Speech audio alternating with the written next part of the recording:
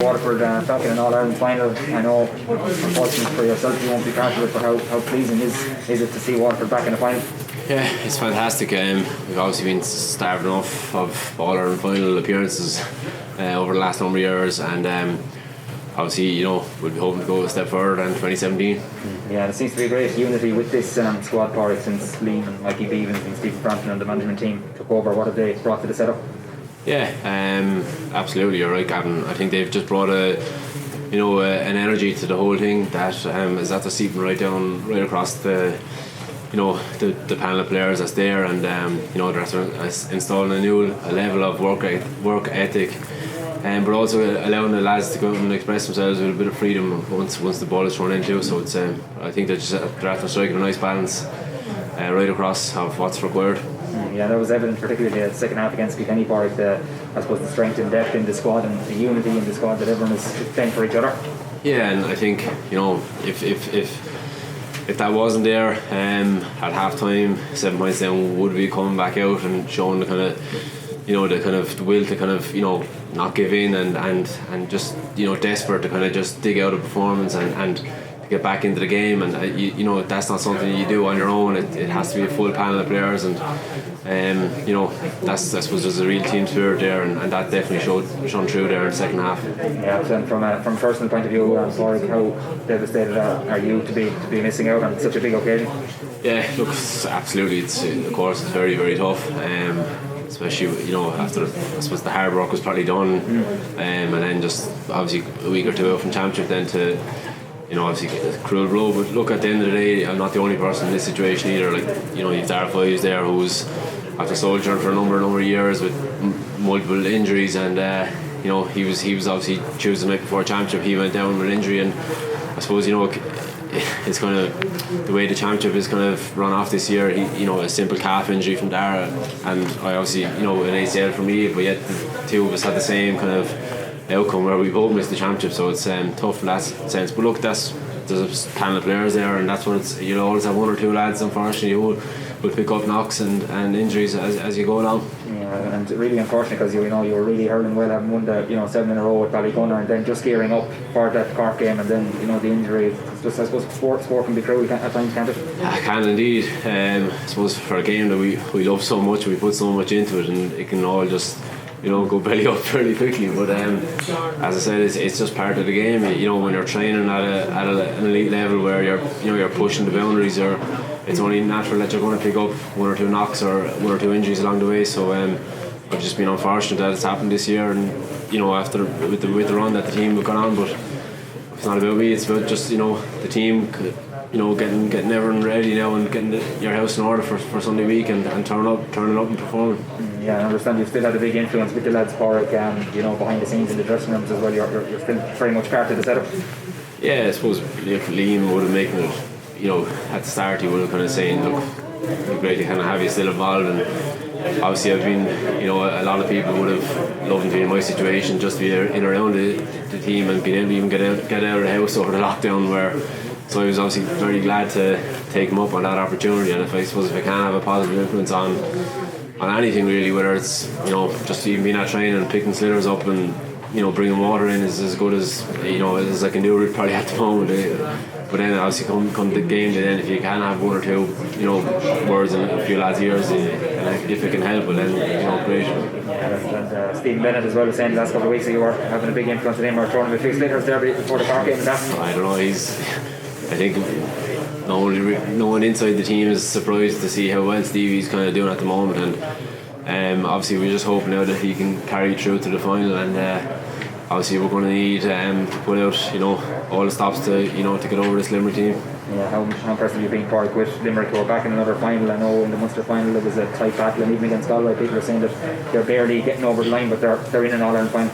Yeah, and look, I think a sign of a good team was when Galway had the momentum on Sunday, and they were really putting pressure on Limerick. Limerick kept coming back, and they got the vital scores at the vital stages, so they're really, I suppose, they're an experienced team now as well at this stage, when they've won their first All-Ireland two years ago now.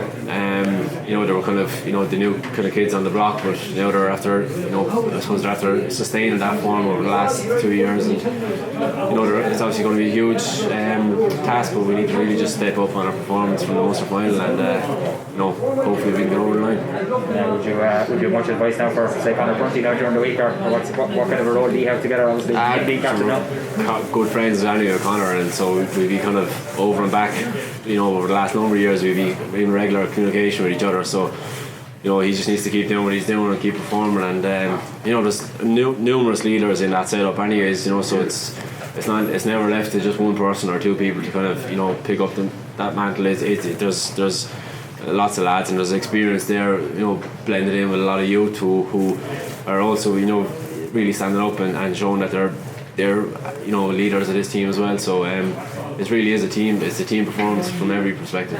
Yeah, absolutely. And the final one from me, Pauric, I suppose, you know, it would mean everything really for the people of Waterford, even though they can't be there, I suppose, on Sunday week if Conor could get up the steps, and I suppose bridge that gap back to 1959. Yeah, definitely. It's obviously been a hell of a long time, and I suppose it's something that, you know, we don't want dragging on too much longer, and these opportunities, you just don't know when they're going to come around again, whether, you know, obviously we win Sunday or Sunday week, and all of a sudden it's you know, 1959 is long gone at that stage.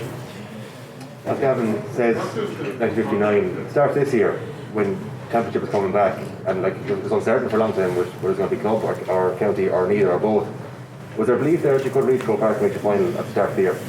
Yeah, I think you know, that kind of inner belief that we have, say, and we're showing over the last number of weeks, it was kind of built from how we trained maybe back in November, December, January, February, and then obviously we broke for lockdown, and the worry then was that, you know, all the good work that we had done, say, in pre-season would have been gone out the window, but thankfully, you know, a couple of sessions kind of back into the same routine, and we were able to kind of pick up from where we left off, and you know, the lads have certainly carried that. You know, I suppose that's really been the kind of the set in stone for the success that I would say, you know, that the lads have had over the last couple of weeks. Would you rather be very hard at the moment going into face Limerick, having been beaten by him and seeing the best that they have to offer, or would you rather have beaten him and go to do repeat it, or what's the great? I don't know. Like, I think from our side, it's we're just preparing for ourselves and getting ourselves right to deliver a performance, and whoever it is, you know, your how you prepare doesn't change, and obviously the fact that we have seen Limerick, but they've also seen us, so I think it kind of balances out really. Do you think you've seen the best of them so far, and likewise have you seen the best from your own side? Yeah. Well, I think with Limerick, as I said, I thought they always had a couple of extra gears there on Sunday when they needed to find them, and they did, and they've huge strength and depth in their panel as well. You know, they've impact players coming in off the bench, which is probably no different to ourselves this year, where there's, you know, there's huge trust and faith in the panel, and you've seen it. You know, there's been numerous players, say, who made their first championship appearance this year coming in off the bench, but they look like they were there with a number of years, how they were able to come in, and you know, it's very hard for a sub to kind of come into a game which is, you know, 100 mile an hour at full pace, when all you can do is a warm up at that stage. So, you know, it's obviously really impressive from our bench, but you know, we're going to need more of that on Sunday. And last night as well, the experience of being stuck in a stand to watch it. Obviously there's one place you want to be, and it's out there. What's it been like having to sit and watch? You've no control over what happens. Surely you're thinking to shout on things for advice, but nothing you do about it. Yeah, like obviously it's just great to be even at the games, to be honest with you. You know, it'd be a lot worse if we were sitting at home in front of the telly watching the lads, you know, actually putting in them performances. But I suppose, you know, with the water breaks and even at half time, if you can kind of just have kind of, you know, you might have one or two kind of positive words, say, to give to the lads, if you can do that, and you know, you can add some bit of value on the day of a game, well then, you know, great. Pauric, just saying about the panel and how strong it is, that was showing the last the impact of the subs made when they came in. They score one try and they can contribute a lot as well. Yeah, and I think the way the game has gone now, it really is a 20-man game. You know, it's no longer, you're not going to be able to close out a game with 15 players, and it's needed that you have, you know, the impact coming in off the bench, and I suppose that the likes of Dara Lyons and a few other guys that came in on Saturday night really done it and delivered, and nothing that anyone inside the group was surprised with, because we see when we'll be having in-house games or our challenge matches, and they've done the same amount of work as the lads that are on the field too, so there's full confidence I suppose in everyone involved in the setup. Yeah, obviously the 4-17 losing the final and not winning the game in condition in the championship, there's probably a bit of criticism there, a lot of it unheard, but was that a motivating factor for the team this year?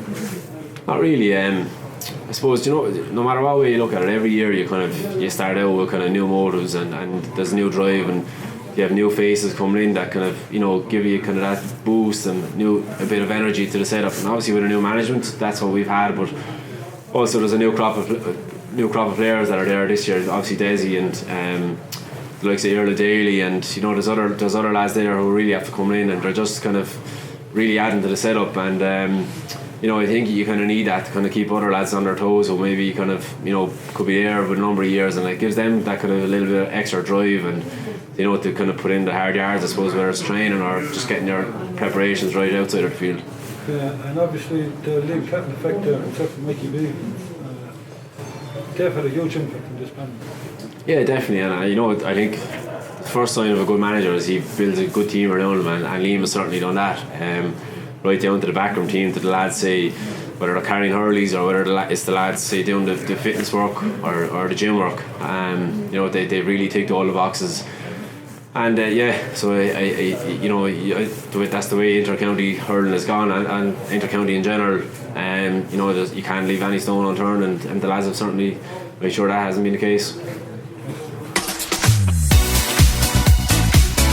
WLR, IMRO Local Station of the Year.